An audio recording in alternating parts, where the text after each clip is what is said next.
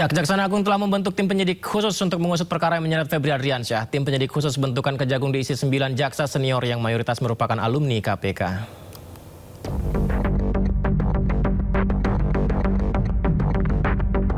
Kejaksaan Agung telah membentuk tim penyidik khusus yang diisi 9 jaksa senior yang mayoritas merupakan alumni KPK untuk mengusut perkara yang menyeret ex-Jampitsus Febri Adriansyah.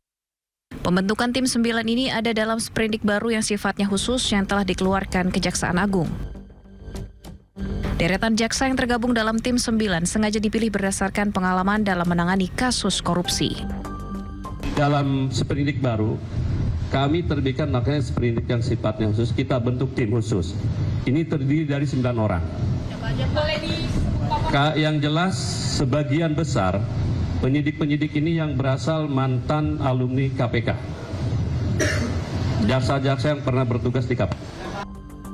KPK menyambut baik pembentukan tim khusus untuk menangani perkara dugaan korupsi dan tindak pidana pencucian uang atau TPPU yang menjerat ex-Jampitsus Febri Adriansyah. KPK meyakini para alumni itu memiliki track record yang baik selama bertugas di KPK, hingga mereka pasti mampu menuntaskan perkara tersebut. Melihat ini progres yang positif karena Kejagung kemudian dengan segera membentuk tim khusus ya, yang kemudian beranggotakan diantaranya adalah mantan-mantan dari insan KPK ya, khususnya di Jaksa Penuntut Umum. Artinya kami melihat memang kompetensi, pengalaman ketika mereka bertugas di KPK dibutuhkan untuk bisa membantu dalam proses penyidikan perkara tersebut. Usai dilimpahkan dari kepolisian, Kejagung telah mengeluarkan 3 sprindik baru dalam mengusut kasus Febri. Kejagung menegaskan tim 9 ini nantinya yang akan bertugas mengusut lebih jauh perkara korupsi yang melibatkan mantan Jampitsus tersebut. Tim Liputan iNews melaporkan. Polri akan melimpahkan tersangka Don Rito beserta seluruh barang bukti termasuk uang tunai dan emas hasil sitaan ke Kejaksaan Agung Jumat besok. Pelimpahan itu merupakan bagian dari penanganan kasus dugaan tindak pidana pencucian uang yang berkaitan dengan perkara PT Asabri ex Jampitsus.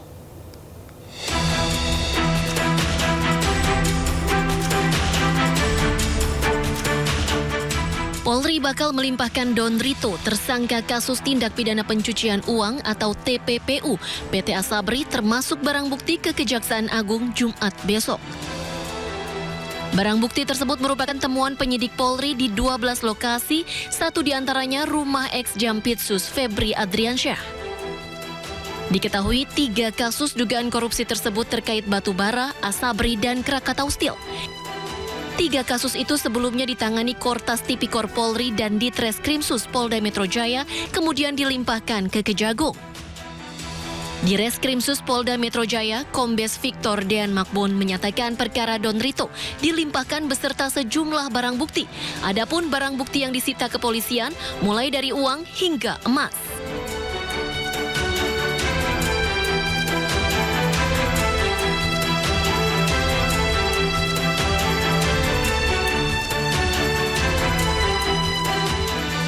Sementara kuasa hukum Don Rito menyatakan bahwa kliennya diduga menjadi korban konflik antar lembaga yang memiliki kewenangan besar.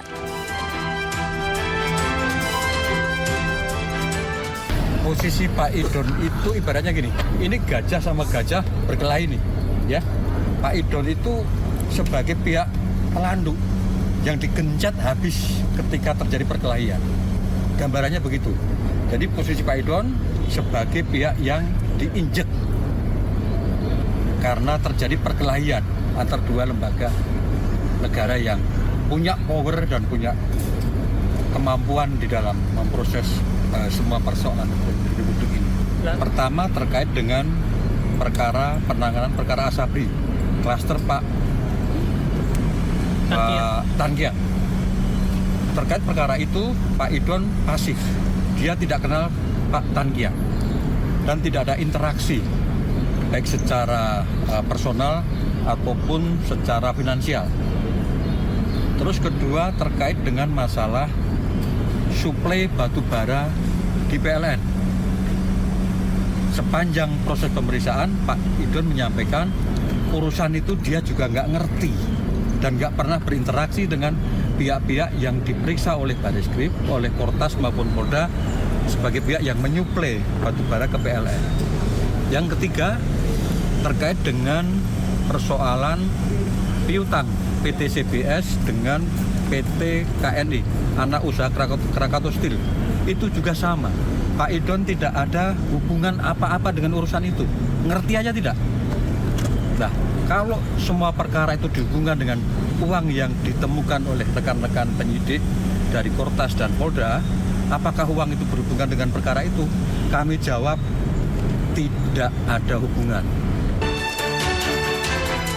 Sebelumnya, Kejaksaan Agung menerbitkan 3 surat perintah penyidikan atau sprindik baru terkait kasus korupsi yang menyeret ex-Jampitsus. Kendati telah menerbitkan sprindik baru, Kejagung memastikan bahwa pihaknya akan tetap melibatkan kepolisian dalam pengusutan perkara yang menjerat ex-Jampitsus. Tim Liputan iNews melaporkan. Kejaksaan Agung menerbitkan surat edaran yang memerintahkan menghentikan pengumpulan data dan keterangan terkait pelaksanaan program MBG. Meski demikian, Kapus Penkum menyatakan bahwa penghentian pengumpulan data bukan berarti hasilnya tidak diproses.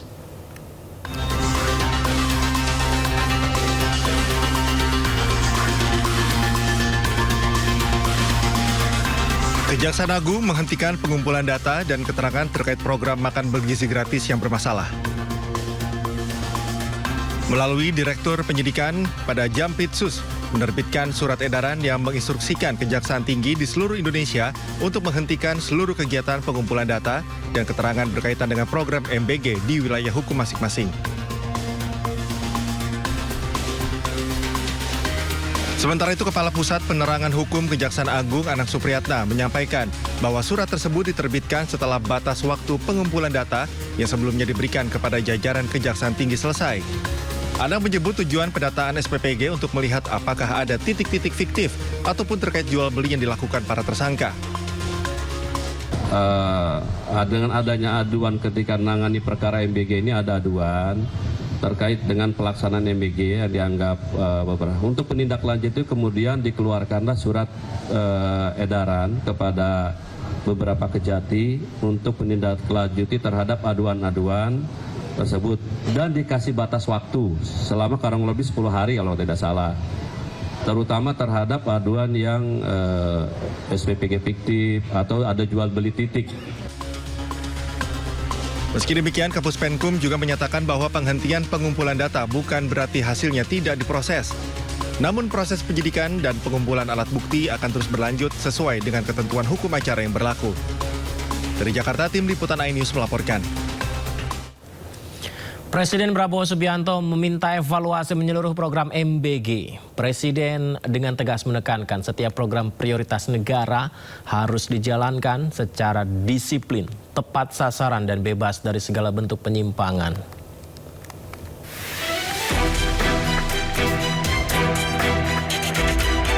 Presiden Prabowo Subianto memimpin rapat terbatas bersama jajaran Kabinet Merah Putih, pimpinan lembaga negara, Panglima TNI, serta para direktur utama BUMN strategis di Istana Merdeka. Ratas ini secara khusus membahas salah satunya langkah penguatan pelaksanaan program makan bergizi gratis. Dalam rapat ini, Presiden Prabowo juga menegaskan penertiban praktik penyelenggaraan Satuan Pelayanan Pemenuhan Gizi atau SPPG nakal. Di akhir rapat, Prabowo dengan tegas menekankan setiap program prioritas negara harus dijalankan secara disiplin, tepat sasaran, dan bebas dari segala bentuk penyimpangan. Menteri Koordinator Bidang Pangan Zulkifli Hasan mengatakan telah meminta waktu 1 bulan untuk menyelesaikan masalah MBG. Nomor 2 tadi mengenai MBG akan menyelesaikan persoalan-persoalan yang selama ini menjadi hambatan atau penyalahgunaan. Kami minta waktu 1 bulan, ya, 1 bulan lagi, 1 bulan untuk menyelesaikan, merapikan. Setelah itu langkah-langkah berikutnya kami akan laporkan Bapak Presiden untuk nanti diputuskan, diberi arahan seperti apa keputusan akhirnya. Julhas mengungkapkan pemerintah telah memetakan sejumlah kendala dalam pelaksanaan program MBG. Di antaranya penyalahgunaan program, penetapan titik penerima manfaat, hingga ketersediaan satuan pelayanan pemenuhan gizi untuk mendukung pelaksanaan penyaluran MBG di sejumlah daerah. Pembenahan tersebut merupakan bagian dari komitmen pemerintah memperkuat tata kelola program MBG sehingga pelaksanaannya semakin efektif, transparan, dan mampu menjangkau seluruh penerima manfaat sesuai tujuan program. Tim Liputan Anyus melaporkan.